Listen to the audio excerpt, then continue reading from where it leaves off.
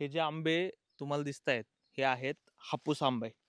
आणि ही हापूस आंब्याची बाग तुम्हाला वाटत असेल मी देवगड किंवा रत्नागिरी या भागात असेल हापूस आंब्याच्या बागेमध्ये, तर तसं नाही. तर मी आहे पुणे जिल्ह्यामध्ये. पुणे जिल्ह्यातल्या जुन्नर तालुक्यातल्या काले या गावामध्ये मी आहे. आणि ही जी संपूर्ण बाग तुम्हाला जी दिसते ती जवळपास 100 वर्षापूर्वीची बाग आहे. तर तुम्हाला विश्वास बसण्यासाठी मी काही गोष्टी दाखवतो. ह्या आंब्याचं खोड जर बघितलं तर तुम्हाला हा खोड बघूनच तुम्हाला एक अंदाज येईल की जुनं झाड. आणि लगेच आपल्याला कळतं की जुनं झाड त्याचं याच्यामध्ये याचे साली बघू शकता. हे एकदम जुनं झाड आहे. किंवा दुसरे जरी झाडं बघितले तरी एक अंदाज येतो आपल्याला की किती जुनी बाग असेल. तर हे हापूस आंबे आपल्याला एक विचार पडेल की रत्नागिरी देवगड हापूस आपण खातो मार्केटमध्ये तो आंबा बघतो. पुणे जिल्ह्यात 100 वर्षापूर्वीची बाग कसं काय. पण त्यावेळी ही जी बाग या ठिकाणी लावली, जुन्नर तालुका आंबेगाव तालुक्याचा काही भाग, या पट्ट्यामध्ये भरपूर अशी झाडं त्या काळात लावण्यात आली. आणि या आंब्याला विशेषतः म्हणजे मागच्या 1-1.5 वर्षापूर्वी GI टॅग म्हणजेच भौगोलिक मानांकन मिळालंय. याला नाव आहे शिवनेरी हापूस. या आंब्याचं काय वैशिष्ट्य आहे, या आंब्याच्या जो आपण देवगड हापूस खातो त्यामध्ये आणि यामध्ये काय फरक आहे हे आपण जाणून घेतोय. मी ज्या ज्या बागेत उभा आहे त्या बागेचे मालक आपल्यासोबत आहेत, देवेंद्र खिलारी साहेब. साहेब, लोकमत ॲग्रोमध्ये स्वागत आहे. सुरुवात आधी तुमची ओळख सांगा आणि तुमचं थोडंसं बॅकग्राऊंड सांगा, नंतर आपण आंब्यावर बोलू. मी शेतकरी देवेंद्र बाळासाहेब खिलारी, मुक्काम शिंदे.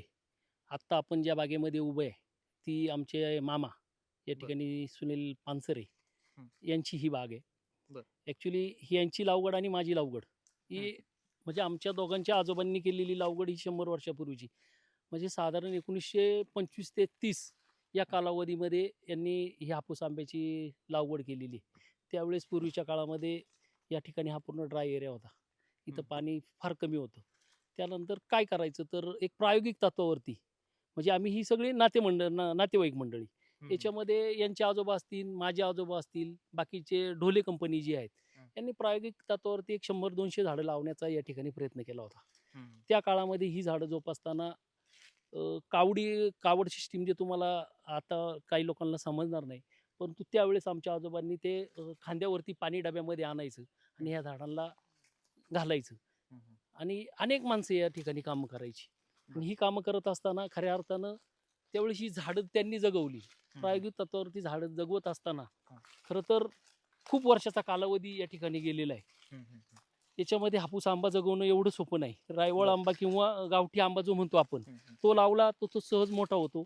त्याच्यानंतर हापूस आंबा ज्यावेळेस आपण आजोबांनी लागवड केली, हं. हं. त्याच्यानंतर आज आम्ही फक्त जोपासायचं काम करतोय. आपण या ठिकाणी आता जर पाहत असाल, काही ही 100 वर्षाची काही झाडं जी दिसतायत, हं. मधली जी झाडं गेली आहेत ती खोडकिडीने गेलेली आहेत. बर. मग आता ती हे जे ती आता मध्ये जो गॅप दिसतोय हां, जो इथं, मध्ये जो गॅप दिसतोय, तो खोडकिडीने गेलेलं झाड. खोडकिडीने गेलेला आहे. बर. परंतु आता कंडिशन अशी आहे, हां. की त्यावेळेस जे झाडं लावली ती आता परत त्याच्यावर लावायला गेल्यानंतर हं. हं. ह्या झाडांमध्ये त्या झाडामध्ये खूप याचं एअर डिस्टन्स खूप आहे. बरोबर, बरोबर. तो असल्यानंतर ही झाडं अजूनही किती वेळा लावली आम्ही 4-4 वेळा प्रयोग केलेला आहे. हं. हं. परंतु ती झाडं जगलेली नाहीत. हं. हं. आणि ह्या आंब्यांचं जे वैशिष्ट्य आहे, हं. आपला जुन्नर हापूस. हा हं. जुन्नर हापूस अतिशय खाण्याला शिवनेरी हापूस. शिवनेरी हापूस अतिशय खाण्यासाठी इतका उत्कृष्ट आंबा आहे. हं. म्हणजे त्याची जी गोडी आहे, तुम्ही हं. आता थोडं मला वाटतं हार्वेस्टिंगच्या पिरियडमध्ये जर आला असतात, तर तुम्हाला ती गोडी अजून चाखायला किती दिवस आहे एक हार्वेस्टिंगला? फक्त 7 ते 8 दिवस आहेत. बरं, आता मला थोडंसं हे हां, दाखवा. आता ही जी हा जो आंबा आहे, हां. तर हार्वेस्टिंगला आल्यानंतर कसा ओळखायचा? आता खराब झालाय का? हा खराब पण झालेला आंबा नेमकं आहे. काय? याचं हां, कारण काय याला काय याच्यामध्ये आळी ये पण दिसते? याच्या आळीमध्ये दिसते. याला एक दुसरा आंबा होता शेजारी. हां. याच्या शेजारी एक आंबा होता. हे आंबे खाली दोघं पडलेला एकमेकाला आंबा हां, हा तो खराब बघा झाला. तो खाली दिसणार आहे तुम्हाला. हां. हे आंबे एकमेकाला चिटकलेत असे. हां. असे चिटकल्यामुळं इथं गारवा तयार होतो आणि त्याच्यामध्ये आळी तयार होते. बरं. ही वेगळी आळी, ही फळमाशी नाही. ही आळी एक घर्षणाने याची साल पातळ होऊन जी आळी जाते ही वेगळी. हं. आणि हा पूर्ण हापूस आपण आपल्या या ठिकाणी अशा आकाराचा हापूस याचा कलर जर आपण पाहिला, हं. आता याच्यापेक्षाही जास्त कलर हापूस आंब्याला येतो. हा पालव्यामध्ये आंबा असल्यामुळे याला हा हिरवा दिसतोय. बरं, बरं. हां, आता हा थोडासा पांढरा झाला किंवा हां. रंग आला त्याला. आता हा जो आहे, हा हं. तुम्हाला पूर्ण हिरवाच दिसतो. हां. काय आलंय, हा हवेने घर्षण झालेलं आहे. ही बरं. जी पानं आहेत सगळी, हं. हा जर ज्यावेळेस हवा असली असा फिरतो हं. हं. हं. आणि हा फिरल्यानंतर याची पूर्ण जी पॉलिश जी आहे, जी बुरशी बुरशी वरची भुरी जी आहे हम्म. आपण जी म्हणतो ती भुरी पूर्ण नष्ट झालेली आहे. बरं. त्यामुळे तो त्याचा हिरवट कलर आलेला आहे. आता सगळ्यात महत्वाचा प्रश्न की आता ही 100 वर्षापासूनची तुमची बाग आहे. हा. तर आता मागच्या 1-1.5 वर्षापूर्वी GI टॅग मिळाला. तर GI टॅग मिळाल्याच्या नंतर हा. काय नेमकं फरक तुम्हाला जाणवला विक्रीमध्ये, मार्केटिंगमध्ये किंवा काय त्याचा बदल तुम्हाला जाणवला? काय होतं, आपली एक स्वतःची ओळख असावी हं. असं प्रत्येक माणसाला वाटत असतं. आणि स्वतःची ओळख निर्माण झाल्याशिवाय आज जगाच्या पाठीवरती तुम्ही पाहिलं तर हापूस आंबा हा रत्नागिरी, देवगड या ठिकाणी हापूस आंबा आहे. पण एक जुन्नरची ओळख म्हणून कित्येक वर्ष झालं जुन्नरमध्ये 100 वर्षापूर्वी लावलेले हापूसचे आंबे आहेत. ते आजपर्यंत लोक फक्त काय म्हणतायत, देवगड हापूस म्हणतायत, रत्नागिरी हापूस म्हणतायत. परंतु जुन्नर हापूसचं वैशिष्ट्य काय आहे? त्याची जी साईज आहे, त्याची साईज प्रॉपर आहे. आणि सर्वात महत्त्वाचं नैसर्गिक पीक आम्ही घेतोय. याला कोणतीही खतं, रासायनिक खतं दिलेली जात नाही. याला जी याची आपण हे म्हणतो शेणखतावरती जास्त भर देऊन ही आंब्याची उत्पन्न काढायचा आम्ही प्रयत्न करतो. आणि ह्याच्यामध्ये आता आपण देवगड हापूस किंवा हं. रत्नागिरी हापूस आणि शिवनेरी हापूस हं. जो की आपल्या जुन्नर आणि आंबेगाव पट्ट्यामध्ये आढळतो किंवा तीच व्हरायटी तीच आहे ना. हा, व्हरायटी पण आता जर तुम्ही म्हणलात की मातीमध्ये काय गुणधर्म आहेत याच्या तर याच्यामध्ये काय तुम्हाला तुलना जर केली तर दोन्ही हापूसमध्ये काय बेसिक फरक जाणवतो? कोकणाचं म्हणतायत का याचं कोकणात कोकणात कोकणातल्या आणि किंवा याच्यामध्ये रत्नागिरी देवगड हापूस रत्नागिरी, आणि देवगड ह्याचा आणि हापूस. याच्या हापूसमध्ये काही फरक नाही. पण इथली जमीन आणि कोकणातली जमीन ही फरक आहे. कोकणातली जमीन तुम्हाला लालसर मिळणार आहे आणि इकडची ही जी जमीन मिळणार ही काळी जमीन आहे, थोडीशी भुरकट जमीन आहे. कोकणामध्ये तुम्ही जर पाहिलं तर कोकणाला पूर्ण अशा डोंगर जो भाग आहे तिथं ओटे टाकून माती टाकून ते संगोपन करतायत. आमच्याकडे ती परिस्थिती नाही. आमच्याकडे परिस्थिती वेगळी आहे. आमच्याकडे त्याला मातीची भर लावायची काही गरज पडत नाही. आता आपण हे थोडंसं इकडं जर पाहिलं तर याला आपण माती लावलेली ह्या झाडाला. कारण थोडीशी खाली हलकी जमीन असल्यामुळं त्याची जी खाद्याची मुळं उघडी पडावू नये म्हणून त्याला थोडीशी भर लावण्यात आलेली. त्याच्यामुळं काय होतं, जे खोड आहे, खोडाला आधार राहतो. इकडं जास्त करून वाऱ्याचं प्रमाण जास्त आहे, हवा जास्त आहे.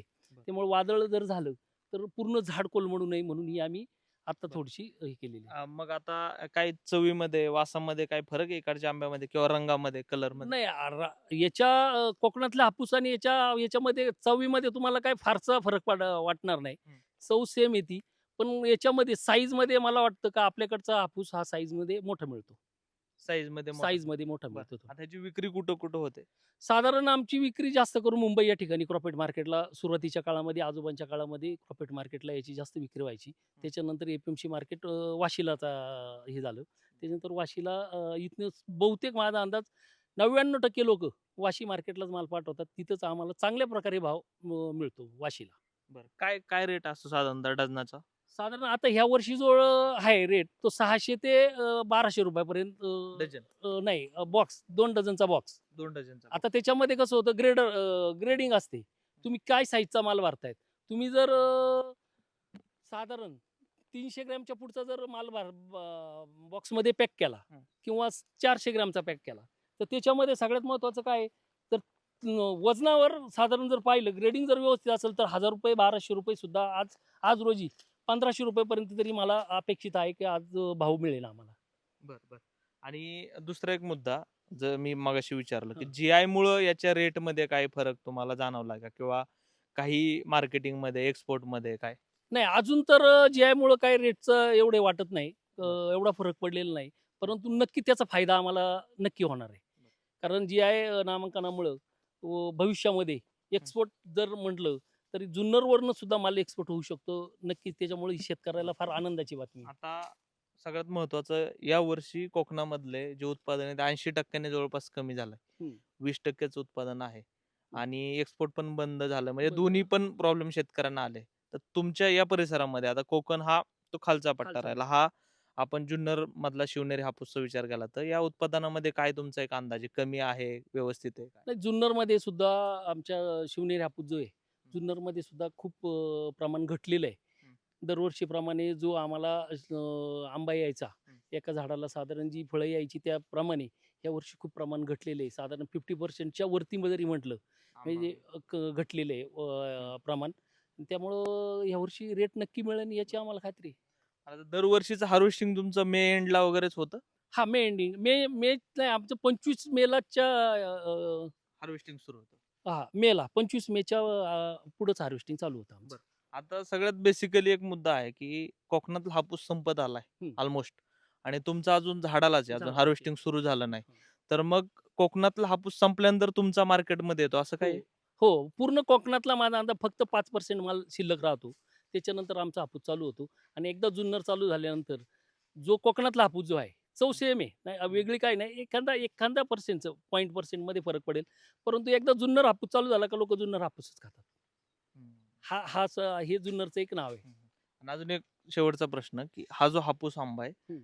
तुम्ही मगाशी सांगितलं की 2-3 खोरे आहेत त्या पट्ट्यात केला हा, जातो. तो हा. कुठं कुठं केला जातो जुन्नर तालुक्यातल्या जुन्नर नांबेगाव तालुक्यात? तालुक्यामध्ये सगळ्यात महत्त्वाचं जे मीना खोरे आहे. हं. मीना खोऱ्यामध्ये सगळ्यात जास्त प्रमाण आंब्याचं आहे. त्याच्यामध्ये आपण आता ज्या बागेमध्ये उभे काले येणेऱ्यामध्ये त्या काले जी बाग आहे पानसरे साहेबांची बाग आहे. ह्या बागेमध्ये जे उभे इकडचं जे प्रमाण आहे हे पण खूप मोठ्या प्रमाणात आहे आणि माणिक ढोसाईट आमचे 3 पट्टे आहे त्याच्यामध्ये. एक कुकड नहेर, एक मीन नहेर आणि हे एक तांबेखोरं. ह्या 3 खोऱ्यांमध्ये खूप मोठ्या प्रमाणात आंब्याची बागेची लागवड आहे. आणि आंबेगावमध्ये? आंबेगावमध्ये जुन्नरपेक्षा 50% लागवड आंबेगावमध्ये आहे. जुन्नरमध्ये जेवढे त्याच्या अर्धे अर्धी आंबेगावमध्ये. आंबेगावमध्ये लागवड आहे. बरं. आता हा जो आंबा तुम्ही बघताय, हा हापूस आंबा आहे. पण हा देवगडचा किंवा रत्नागिरीचा कोकणातला नाही. हा पुणे जिल्ह्यातल्या जुन्नर तालुक्यातला आहे. याला जी-आय मिळालाय. याचं सुद्धा वैशिष्ट्य जसं आपण कोकणातला हापूस खातो, त्याच प्रमाणात आहे. याची साईज मोठी आहे. चवीला सुद्धा त्याच प्रमाणात गोड आंबा आहे. आणि शिवनेरी हापूस आंबा जी-आय टॅग मिळाल्यानंतर आता मार्केटमध्ये येईल. जास्तीत जास्त ग्राहकाच्या पसंतीला पडेल आणि इथल्या शेतकऱ्यांना, जो की ज्या शेतकऱ्यांचा माल कोकणातला हापूस संपल्यानंतर सुरू होतो, त्या शेतकऱ्यांना खऱ्या अर्थानं फायदा होईल अशी अपेक्षा आहे. दत्ता लवंडे, लोकमत ॲग्रो, पुणे.